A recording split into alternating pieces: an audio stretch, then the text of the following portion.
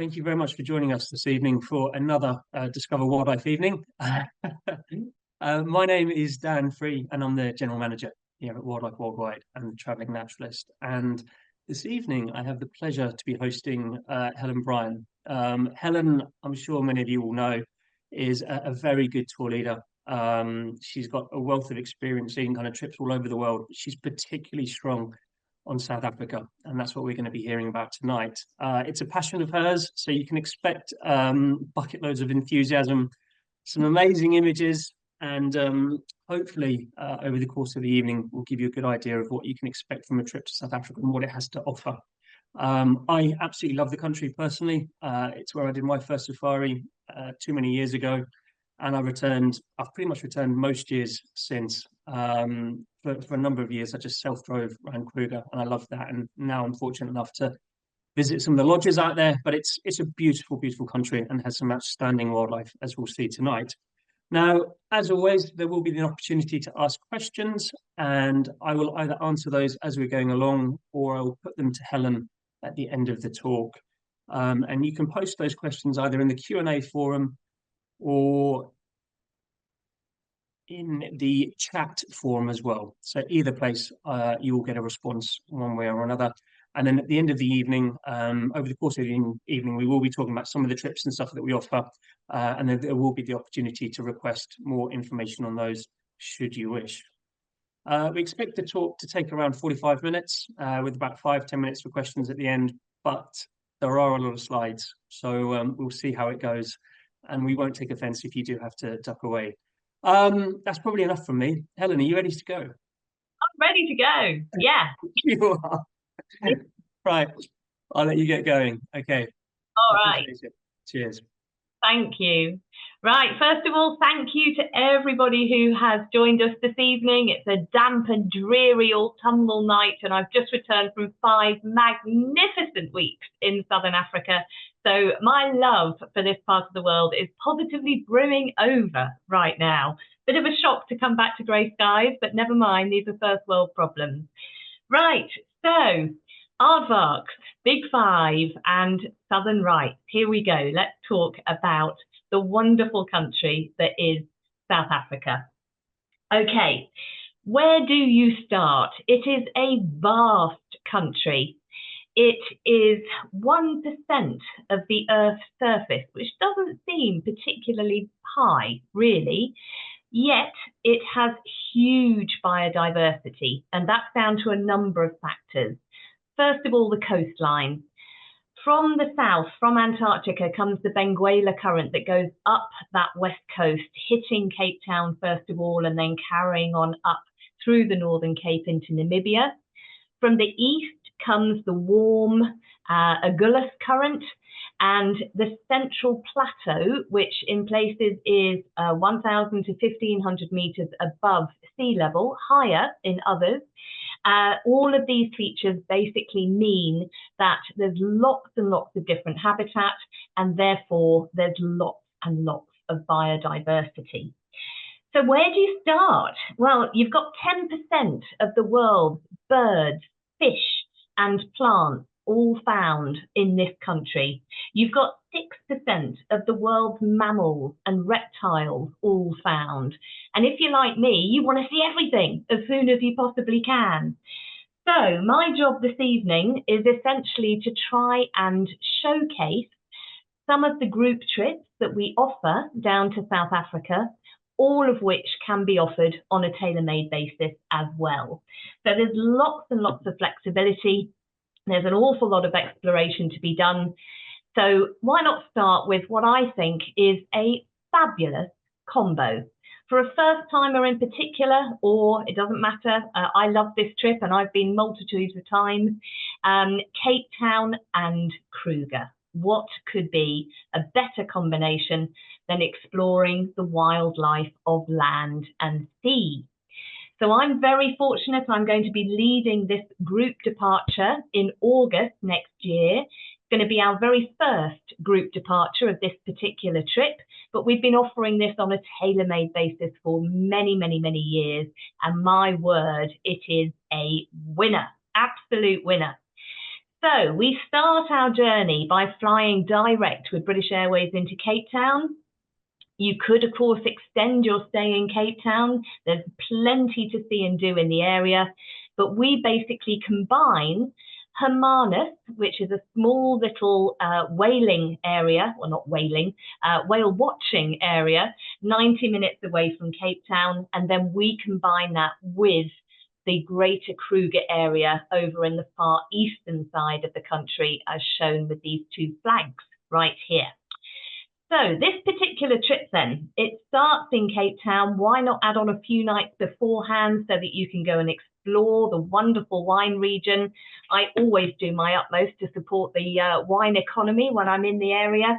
But there's also masses to do in the Cape with regards to flora and fauna. So in terms of the flora, the Fynbos area, which is one of the world's 6 plant kingdoms, epitomized by proteas and daisies and beautiful endemic birds such as this sugar bird. So a couple of days in Cape Town you could easily do beforehand.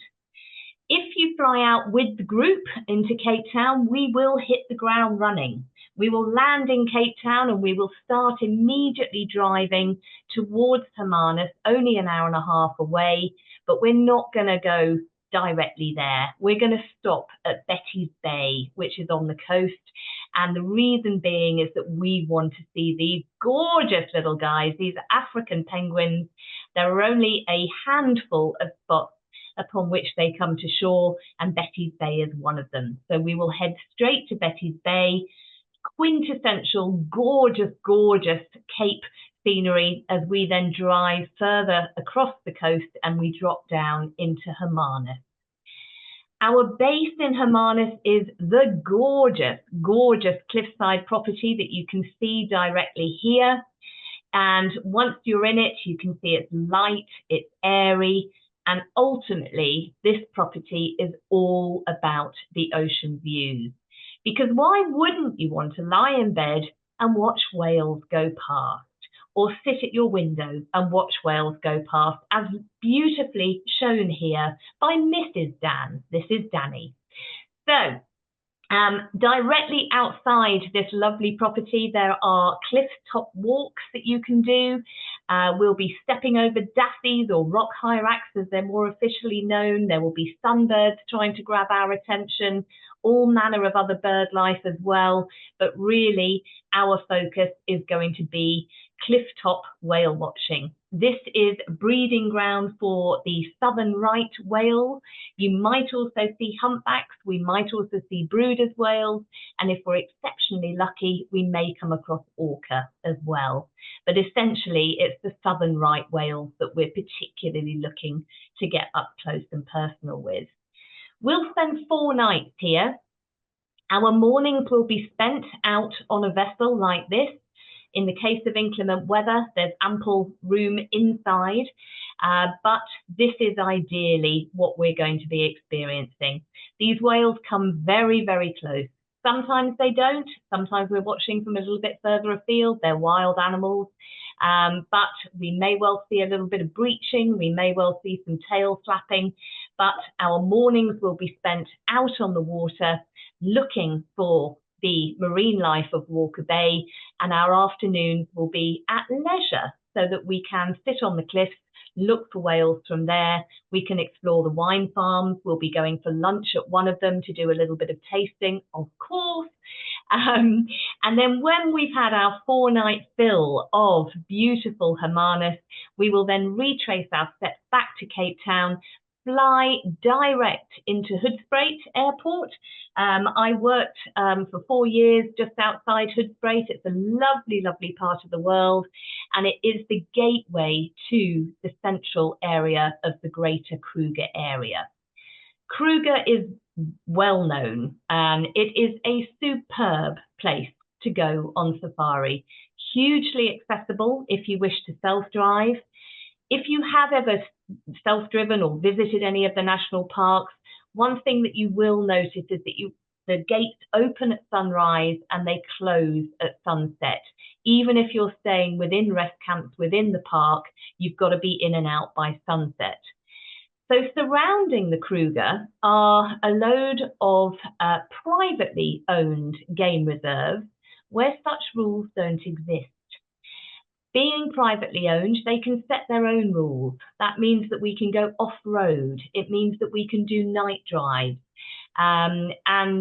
It's essentially old cattle farms that have been rewilded, fences have been dropped, and therefore wildlife has a much greater area, in fact, up to 2 million hectares worth of which to roam freely. So the Greater Kruger area is absolutely fantastic. Private game reserves that border the national park, so you can enjoy essentially the best of both worlds.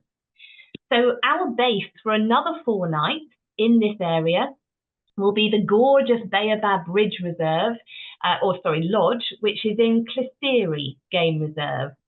Kalahari has an open border with Timbavati next door and also an open border with the Kruger, which means that essentially we are in a Big 5 area. We've got these gorgeous views out over the bushveld. There is a pool. The accommodation is absolutely gorgeous, so it's supremely comfortable this trip. How's that? Yes, please. But being Big 5, we are going to be going out and we're going to be looking for the big stuff as well as the little stuff. So from Ellies through to lions, my gosh, who doesn't love a cat? And all of the cats. So I particularly love this particular image. Those waterbuck are on full alert. Whether they can see that leopard, nobody knows, but they know that that danger is imminent. After our sundowners every evening, our game drive will turn into a night drive, as mentioned. That's the beauty of staying on a private reserve. So we will be able to look at things like spotted hyena, lion, leopard, hopefully when they are turning into their nocturnal predator shape, so to speak.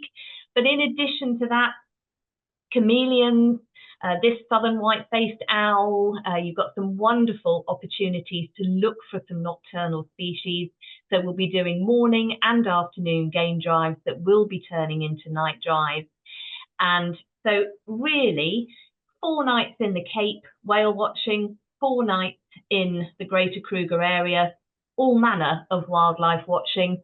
That, in a nutshell, is trip number 1, wildlife of land and sea.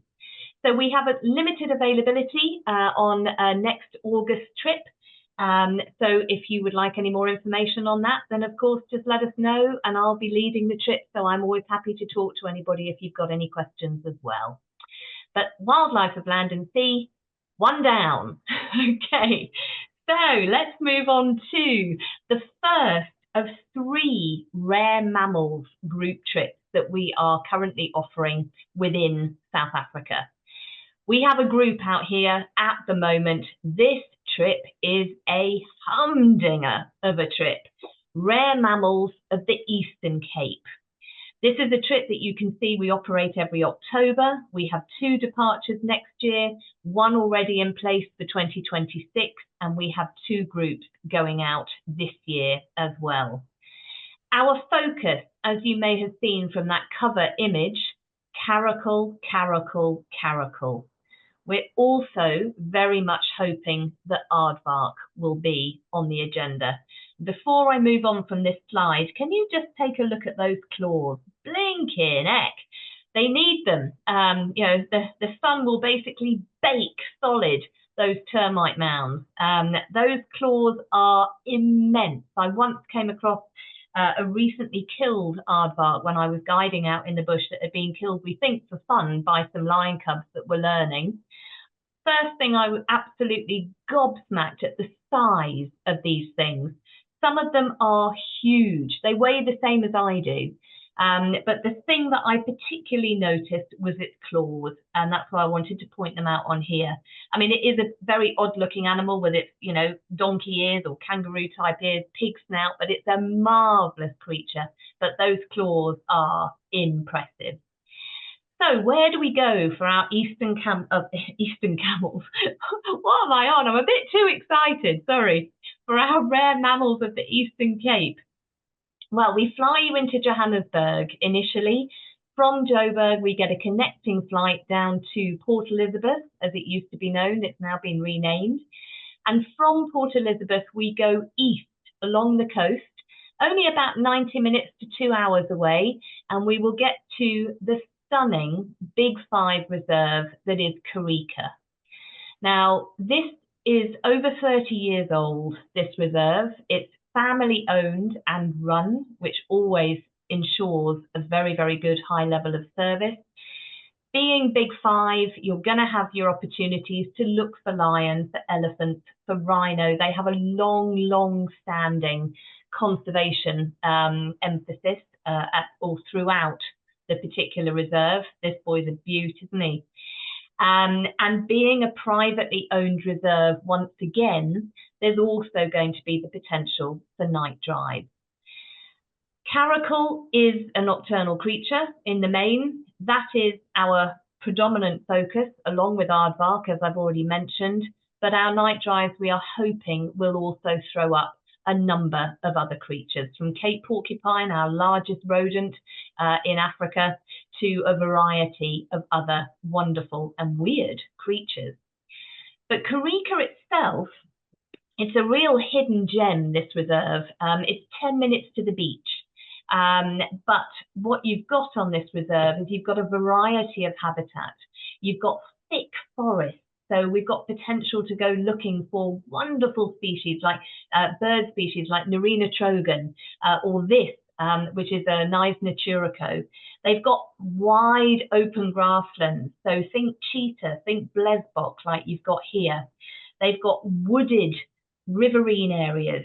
So I just love this kudu. You've got, because of the river, potential for kingfisher. And also what we're going to do during our 8 nights on Karieka, we're going to move around through 3 different lodges, 3 nights in one, 2 in another, and then a final 3. This is our first, which overlooks the beautiful valleys that you've got. And then we move down to River Lodge, from where we will take advantage of being on the river. We will go out in the boats. We can actually go all the way down to the ocean. So potential for bird watching with waders and oyster catchers and all variety of shorebirds, riverine, and more, waterbuck, all sorts of things that might be along here. The icing on the cake is a final 3 nights at Settler's Drift, this glorious tented camp that you've got here. This is in a more open area of the reserve, and this is where we will very much concentrate our efforts on aardvark, but as I've mentioned, particularly caracal. This is my unicorn. I've only ever seen this creature in a rehab centre in South Africa. When I see a caracal, I think I might just spontaneously combust. I will be so excited. But this is, if you read the tour report that's on our website from last year, I lost count of the number of caracal that they saw. Such stunningly beautiful creatures. We have a group that has literally just arrived. They've gone out on their very first drive this evening. What have they seen? Caracal. Plus lion, plus this, plus that, but they've already seen caracal. So this is pretty much where I need to go next, I think. Yes, please. So, rare mammals at the Eastern Cape, Karieka, big tick. This is a cracker of a trip. So whilst that is ideally hoping for caracal and aardvark, and we know that the caracal has been very successful so far, aardvark, we would arguably say, if you really want to see aardvark, look no further. This is the trip for you. Dan has just told me, he was there just a month ago, or just over a month ago. He's just told me that the night drives that he experienced on this particular trip are the best he's ever experienced anywhere. We're talking multiple aardvark, we're talking multiple aardwolf, Cape porcupine, scrub hare, spring hare, every hare you could possibly imagine. He's going to interrupt me and now talk. Go for it. Yeah, I feel like we need to provide a tiny bit of context. I was at a place called Karoo Khoisan Karoo, basically, which Helen will get onto in a bit. I did 3 nights there. The first 2 nights, it was very, very cold, unseasonably cold. But we still had outstanding porcupine. We had batted foxes, Cape hare, scrub hare, spring hare, and not just kind of one or two, like 10, 15 of each. It was crazy. So that was very, very promising. But we were a little bit thin on the ground with regard to the aardvark and the aardwolf. But on the third night, basically, it warmed up very slightly, got up to about 5 degrees, and that meant that the termite loving species came out. And we saw 3 different aardvark and 5 aardwolf. So not hundreds, but still not bad. Anyway, I will shut up and let you carry on. Thank you. Slight exaggeration, me. Right, okay. So, yes, so this is a brand new trip, South Africa's rare mammals and birds. We have a departure in place for next September and also for September 26th. So, yes, you may have picked up on the 5 degrees. This is still very early in the South African spring, and in this area, the Karoo, the Khoisan Karoo in particular, there's not a lot to break the cold that can come through from the south. So it could be quite chilly at night. So all of our itinerary notes will advise you to wrap up warm. But let's get on to really why we're going there. So South Africa's rare mammals and birds, September next year and the year after. And we go slap bang into the interior. We'll fly you into Johannesburg initially, and we'll get a connecting flight to Bloemfontein, which if you can see my cursor, it is highlighting Bloemfontein right now. Water fountain, flower water or flower fountain is what it translates at. And 3 hours away from Bloemfontein, you will find an area called the Khoisan Karoo Conservancy. And we will spend 3 nights there. We will then go a couple of hours north, very close to Kimberley, and we will have a further 3 nights there. And that 6-night period will be characterized very much by extended night drives, because this is really where we're going to be looking for the rare mammals and birds in particular. What we will then do is take 2 days to travel across country, night stopping at a place called Vryburg, before continuing on up to the Botswana border to a wonderful Big 5 game reserve called Madikwe. So you've got a brilliant mix on here of essentially really pressing down, looking for the aardvark, looking for the aardwolf, looking for the rare mammals and the birds. You've got all 5 species of bustard in this area. You've got all sorts of korhans, so lots and lots of rare species, as well as your little brown jobs that will be out in force, your pipits, your larks and all of those. But then you finish on a final flurry with Madikwe and potential to look for Big 5. So this is a cracker of a new trip, absolute cracker. So let's just sort of set the scene a little bit more. When you first drive out of Bloemfontein, you are under massive Karoo skies. It's an arid grassland area characterized by sheep farms in particular, and it's under these huge great skies that these grasslands really begin to come to light after the sun has set.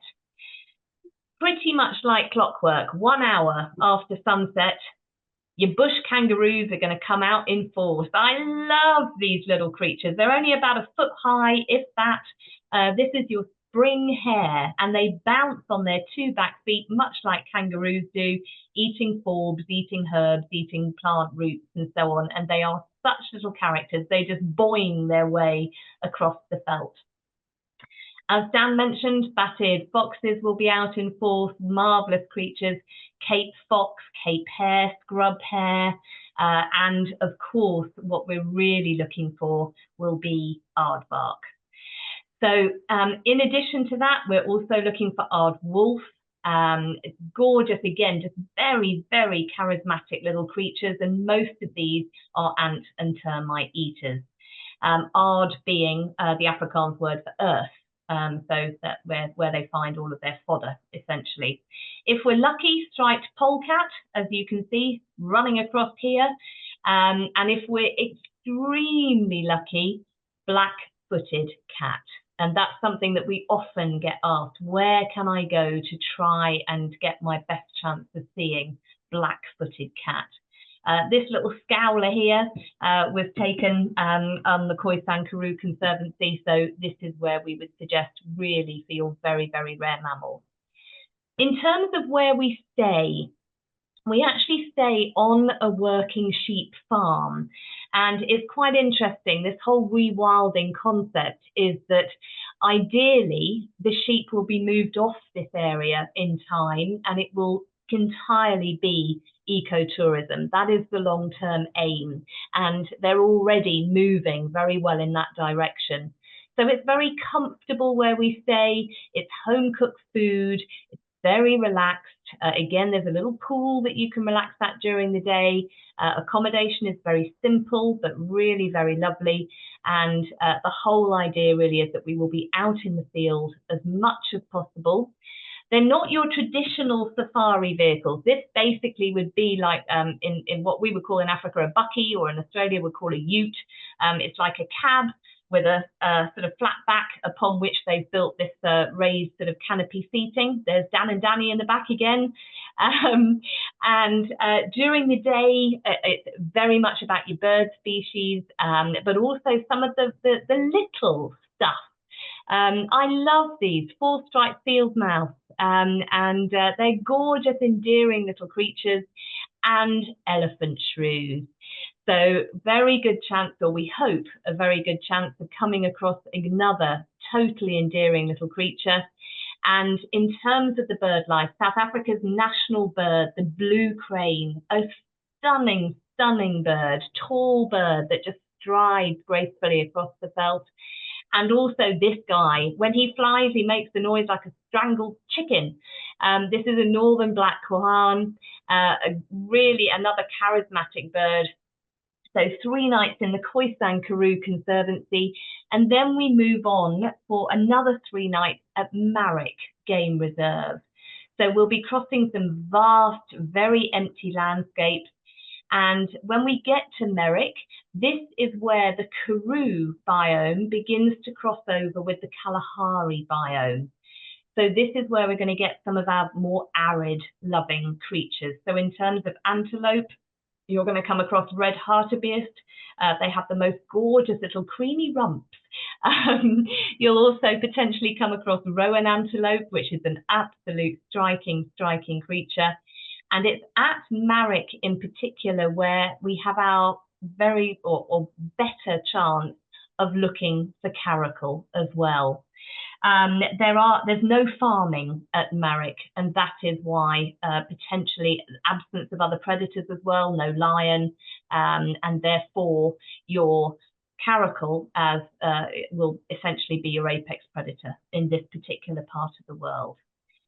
So once we are done with this central, yep, go for it, go.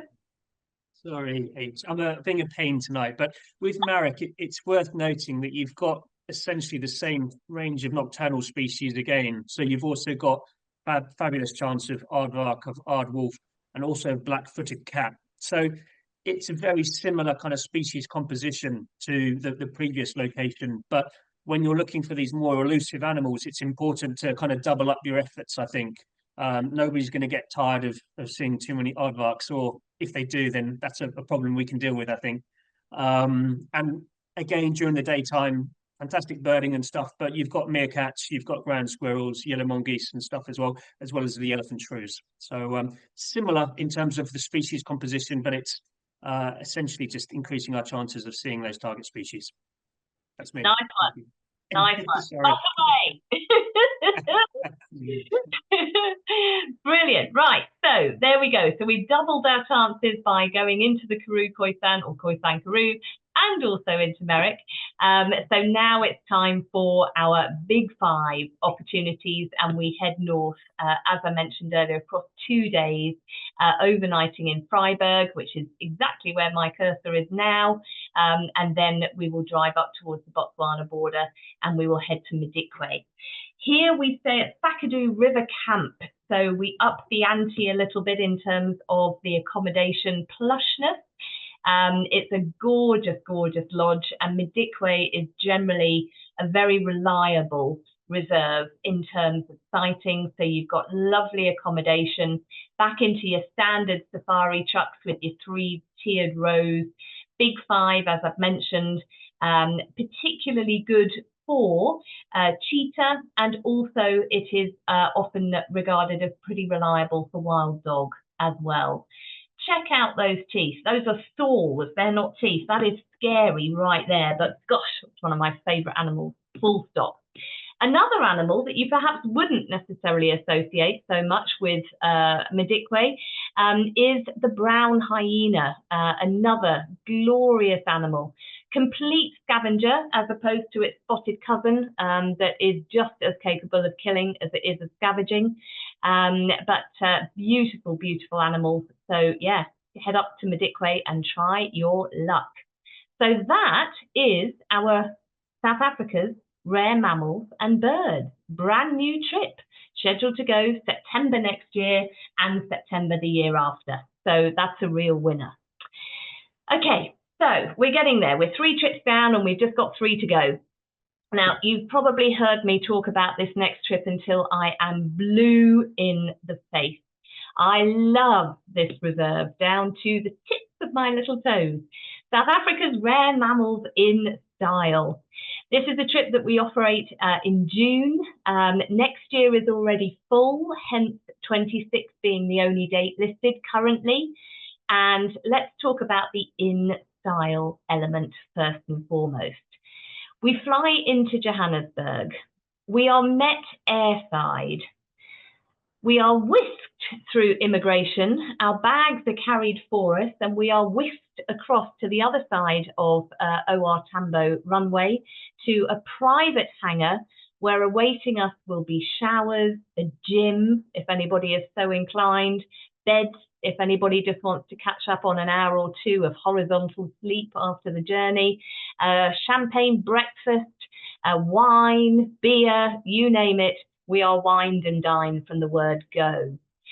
Shortly after midday, we board our private aircraft, leather seats, the lot, and we are flown straight into Swallow Private Game Reserve, which is possibly my favourite place on the entire planet. So you can see where it is on the map. It's pretty much directly underneath the black triangle that is on the South African flag, and it is a place of simply staggering natural beauty. Photographs will never, ever do this reserve justice.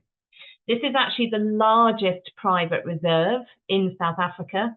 It's over 100,000 hectares. It is the meeting place of the Karoo Mountains. Tucked into its little valleys are 3 lodges now, and stretching out to the west as far as the eye can see are red dunes that just go on and on and on, and they just undulate literally until you can see no further on the horizon. The contrast between that red earth, the yellow grass, the green few trees that can grow in this area, the colours are sensational. The minute you land at Swallow, you'll gather underneath a thatched area that has been completely and utterly taken over by sociable weavers. And you will see these gorgeous little chaps. These are pygmy falcons. They are tiny, absolutely tiny. They would fit in the palm of your hand.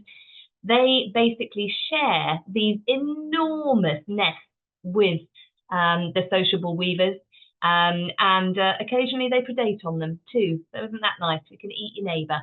But Swallow is just sensationally beautiful. And from the minute we get to our private lodge that we have in its entirety, so there are 9 clients plus me, and we are, as soon as we get there, they say welcome home, and they want you to relax. You can walk around in your PJs, you can walk around in your slippers. It is very understated, gloriously luxurious, but you do not have to feel like you've got to put on airs and graces. It is supremely relaxed. There are 5 rooms. There's the water hole that my cursor is hanging on here. We routinely see leopard tracks going up and down through the valley, but to set expectation, if you want to see leopard, this is not the reserve to do it. They are there, but the chances of seeing them are incredibly slim. But the lodge itself is, again, it's just glorious. There is a small plunge pool. It is sumptuous inside and out. It's all you can eat, all you can drink. We have our own 2 vehicles with private guides and trackers. It's just glorious inside and out. Swallow itself was set up as a sanctuary for black rhino in particular, and desert black rhino. That is what it was started for, to have a piece of land that essentially was for them in which to grow old in peace, really. But what has actually put swallow on the map is very much the rare species, hence the title of this trip, South Africa's Rare Mammals in Style. So pangolins and also aardvark. Now, on my recce, when I first went to Swallow in 2019, I was fortunate enough to find an aardvark much like this. We got off the vehicle, much like these clients, and we followed this aardvark on foot at a respectable distance for about an hour and a half. It was magical. In terms of sightings since then, they tend to be at night. They tend to be somewhat fleeting, but we often see a couple per trip, one, hopefully, occasionally 1, 2, or 3 in one trip, and we spend a week here. So they are there. This could happen, but in terms of what our groups have experienced, they do tend to be after dark more so than not. Other predators are there. This is a big 4 reserve. So they have all the big 5 with the exception of elephant. But in addition to that, you've got some stunning potential to come across big predators. I probably had my very first incredible wild dog sighting here. This was them taking apart a warthog in very, very quick fashion. It's the only place I've ever seen meerkats in a tree. I loved this little dude. Probably keeping a very beady eye open for pale chanting goshawk, make sure that they don't swoop down and come and take a few of them. And I would say, in my experience, that this is probably the animal that has stolen the hearts of most clients who have gone to Swallow. So they are utterly, utterly endearing. There are even meerkat habituators. That is a job description at Swallow, people whose job it is to basically sit and watch them and get the meerkat comfortable with our presence. Again, in my experience, I would say that it is a very, well, we hope, again, these are wild animals, but we very much hope that we will see brown hyena. This was an individual that basically sat down in front of our vehicle, lay his head on his paws in front of us and proceeded to fall asleep, which caused a fit of giggles by everybody on board my vehicle because I'd told them all that they were incredibly shy. And if we saw them, they'd probably be quite fleeting. But this one obviously felt very comfortable in our presence. So for a glorious, really, you know, a wonderful experience where you just, you know, everything has got bells on, and some wonderful wildlife sightings. We hope aardvark, we hope pangolin. If we can get one sighting in a week, fabulous. But again, these are wild creatures. We just see what we see. But it is a fabulous, fabulous trip and a very, very special place. So just sticking with the Kalahari, so that's our 3 rare mammals trips covered. So we've only got 2 more trips to do, you'll be pleased to know. Sitting in the Kalahari, as the crow flies, a couple of hours to the east, lies another massive reserve, just under 100,000 hectares, but it is a Big Five reserve this time. So there are a handful of elephants there, as well as your other usual suspects. And you'll notice that this particular slide is a close-up of a pangolin. Now, we thought long and hard about this, but currently, if you want to see pangolin, this is the trip that I would suggest you look at. I say currently because pangolins are, as you're probably aware, the most trafficked animal in the world. And the reason is these scales are believed to hold medicinal properties in the Far East. They don't. They're keratin, same as rhino horn. However, pangolins, if they are rescued from poachers, they are incredibly difficult to keep alive in captivity. So once an animal is healthy, a vet is going to want to release it back into the wild as soon as is possible. And pangolins are funny creatures. They eat ants and termites. If they have grown up in an area eating particular types of ants and termites, that is what they will eat for the rest of their lives. And when you are dealing with pangolins that have been rescued from poachers, you don't know where they have come from. So the reserve that we visit has a very, very high diversity in terms of ants and termites, and therefore it is a pangolin release site. So last year and this year, we were fortunate enough that all of our groups had to go looking for pangolin on a daily basis in order to check that they were healthy post-release. So currently, that is why I would say if you want to try and see pangolin, this is the trip that you need to look at. Of course, wild pangolins are very territorial, and if you release a rescued pangolin into an area, there could be fisticuffs. We don't know that every released pangolin is going to make it, and therefore that is why on this particular trip, with a conservation in the title, we are potentially going to be looking for pangolins every day just to make sure that those rescued individuals are well. There are wild individuals on the property. Personally, we've not seen them there, but that's one of the reasons why this trip is an absolute corker. So we do this every September. We have 2 dates next year. And in terms of where this particular reserve is, it's slightly to the east of Swallow, as you can see on this particular map. You are going to have your quintessential Kalahari animals, your henspot, my favorite antelope, your arid-loving springbok, your eland, your zebra. You've got huge gatherings of plains game, including rhino that you can see here. It's almost Etosha-esque in terms of having so many different species that come down to a waterhole at any one time. And of course, at that waterhole, you're going to have a huge amount of bird life coming down, like the Namaqua sandgrouse. You're also going to have some predators who are ready and waiting to indulge in these goodies. So this beautiful, beautiful boy was one of a coalition of 2 males that we came across last month. He's a pretty boy. He's going to turn into one of these guys. And these guys are formidable predators. They are just epic. Kalahari black-maned lions, you know, they're synonymous with this part of the world. Cheetahs stay well away from them, but they thrive in this area.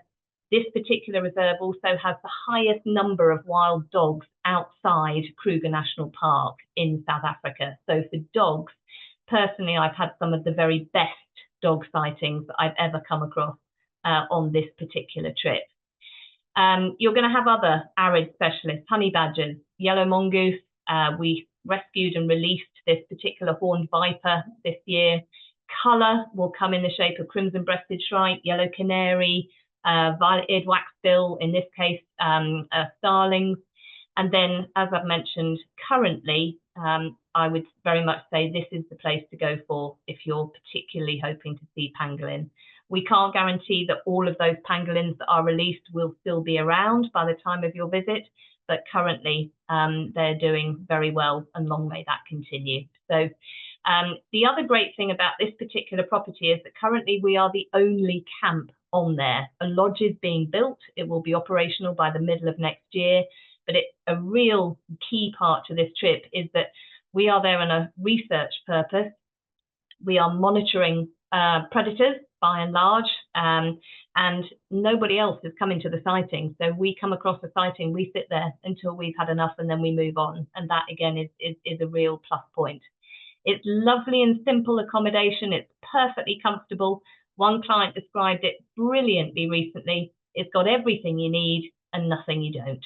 That's pretty much says it. It's brilliant. So ensuite, very comfortable.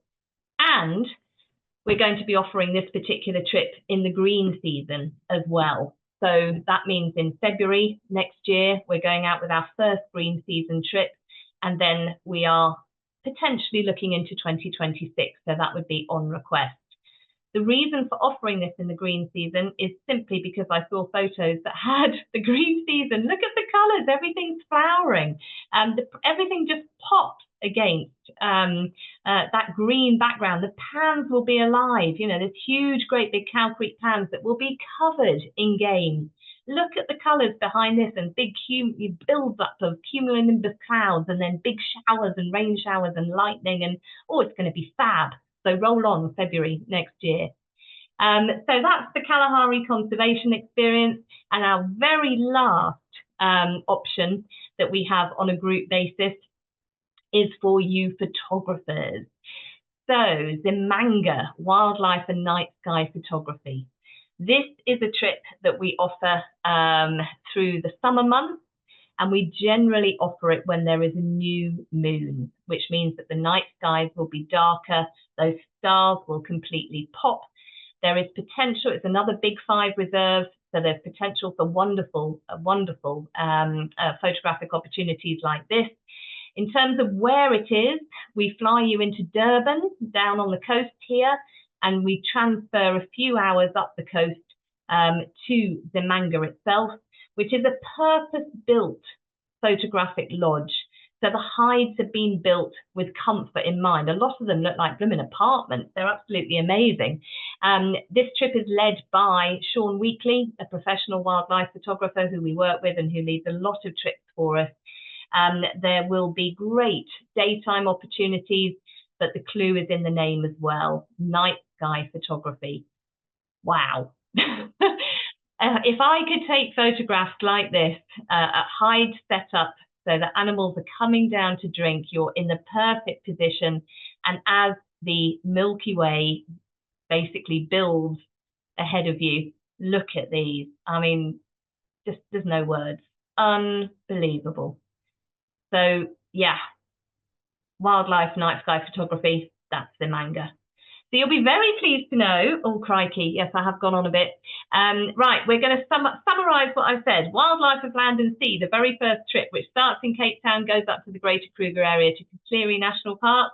We've talked about rare mammals of the Eastern Cape, which is at Karoo. We've talked about South Africa's rare mammals and birds, which is the new trip that Dan talked about as well. Which takes in the central Karoo, Marek, and then up to Madikwe. Then we went on to Swalu, South Africa's rare mammals in style. Then we went on to the Kalahari conservation and also the green season option. And then finally, we briefly talked about the Zemanga. Right, and we now have a poll. So if you would like to receive any travel plans for those, please just tick the relevant boxes. We do have a separate green season travel plan that you can request us by emailing us overnight if you wish, but otherwise those are your options. Fab.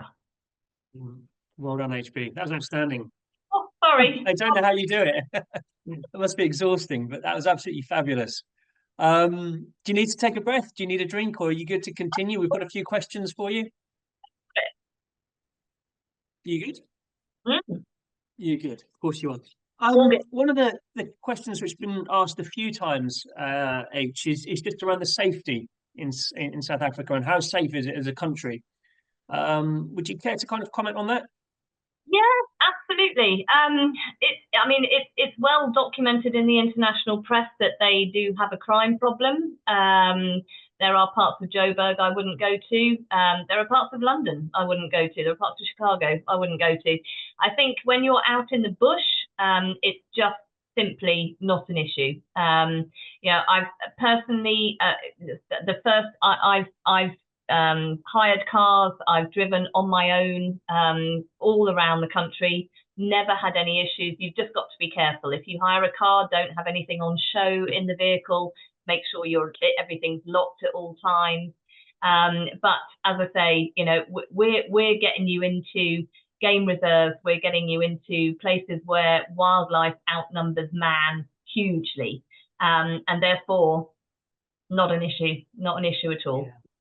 I agree. I was working out earlier. I've been out to South Africa about 15 times now in the last 20 years, and lived out there for 2 or 3 months doing conservation stuff. And I've never had any issues. But there's a couple of kind of rules that you stick to. I personally don't drive at night. I'll only drive during the daytime, and equally, I won't wander around at night as well. If I'm in, Cape Town or something like that, you're okay down on the waterfront there, where it's very heavily policed to walk between the restaurants and stuff. But just take a cab if you're going from a hotel to a restaurant. Just don't bother. Just take a cab, and you'll stay safe that way. I think that's the best thing we can suggest there. But as you say, out in the bush, it's probably one of the safest places on the planet in terms of human crime. You just need to keep your wits about you with regard to the animals. Absolutely. What else have we got? Peter messaged earlier in the day just asking about nocturnal opportunities. And I think of the trips that you've featured there, I would suggest obviously the new rare mammals and birds. There's a heavy nocturnal focus on that, particularly the 6 nights split across Karoo and into Marek, where we're going out for 2 or 3 hours a night. Most places in South Africa, you'll do maybe an hour of night drive in the evening, I would imagine, after the afternoon drive, bit of a sundowner, and then a drive back to the lodge, usually taking about an hour to scan for stuff. I know that you'll do some extended drives, night drives in Swalu, in South Africa's rare mammals. That's fair enough, isn't it? Absolutely. People want to go out, the guides are basically there at our disposal 24/7, which sounds horribly decadent, but you're there for a week. Take it, use it. You've got your chance to go and look for the nocturnal stuff, so definitely. And the same applies for Karika as well. The guys are literally out at the moment. I'm getting updates from Neil as we speak. Yeah. One thing to note, guys, is that the temperatures during the day are likely to be lovely. A lot of the time when we're running these trips, you're looking at 25, 30 degrees, something like that during the day. But at night, it can really, really drop. You can see temperatures close to 5 degrees, something like that. So if you're traveling in this neck of the woods, do take some warm clothing, hats, gloves. It's no exaggeration that it can be very chilly, especially on those open vehicles. As I mentioned earlier, I think I had a cold spell when I went to the Karoo recently, and it actually got down to -6 at night. So yeah, that was chilly doing a night drive for 2 or 3 hours, but absolutely worth it. What else have we got here? We've got photographic opportunities across the trips. Obviously, Zamango is photography focused. I think it's reasonable to suggest that the photographic opportunities are very good across all the trips. Would you agree? Absolutely, and Rare Mammals of the Eastern Cape as well is always led by a wildlife photographer, Yes. so that's also quite a sort of photographic emphasis. But yeah, certainly I'm not I'm not a die-hard photographer. I take shots that I'm happy with, and the trips that I lead, you've got brilliant opportunities to get some corkers if you want to. Absolutely. Oh, okay. Thanks for that, Shreef. There's a really good question here just about how has the drought affected our trips? We're in. Yeah. Yeah, everything is horribly, horribly dry. That's to be expected at this time of year. But we're in. Normally, it goes in 7-year cycles, and we're in year 3 of drought at the moment. So, what you'll find is that your predators are not bothered in one iota because their prey is getting weaker, and therefore they're in their element. It doesn't affect the predators. Certainly, the last 5 weeks, I haven't seen. You hear stories sometimes of just carcasses everywhere. I've been through Namibia, Botswana, and South Africa in the last 5 weeks. I haven't seen any of that. It's kind of certainly in places. It's a challenging time. It is challenging. But there are, we would normally expect rains to be arriving kind of November time. I think they've even had some heavy showers across much of South Africa just in the last few weeks as well. There's been some kind of unseasonal downpours. So there's a lot of publicity around droughts, isn't there? And obviously there's people are always concerned about it, but it is a very, very natural cycle that we see in these parts of the world. And it's a way of weeding out the sick and the weak, basically. It's all part of part of visiting, really. But yeah, certainly my experience wasn't compromised in the slightest. I had outstanding sightings when I was out there earlier in the year. Let me just see what else we've got here. Oh gosh, that was the wrong button. These are actually just some really lovely comments, Helen. They weren't even questions. Just saying how wonderful you did and how good it was to see you. So no further questions, I believe. We can let these good folk get on with their evenings. Thank everybody for joining us. I'll move on to the last slide quickly, just so that we can. Hold on, sorry, I couldn't move anything. So we can offer anything on a tailor-made as well, just to say. And we can offer extensions, so have a couple of days before, a couple of days after. Yeah. And then really just this last one is, if any of those trips are taking your fancy, you can get £100 off. Yes, very important. Well done. I nearly forgot that. We'll be in touch with those travel plans if you've requested any of those tomorrow. Again, just reminding you of that discount code should you fancy any of the trips. And why would you not? They are outstanding. Thank you so much for your time this evening, folks. I really appreciate you tuning in and supporting us. And thank you, Helen, for another wonderful talk. For another wonderful host. Thank you. Have a good evening, guys. Enjoy the rest of your evenings, and we'll hopefully see you next week. Take care. All the best. Bye-bye.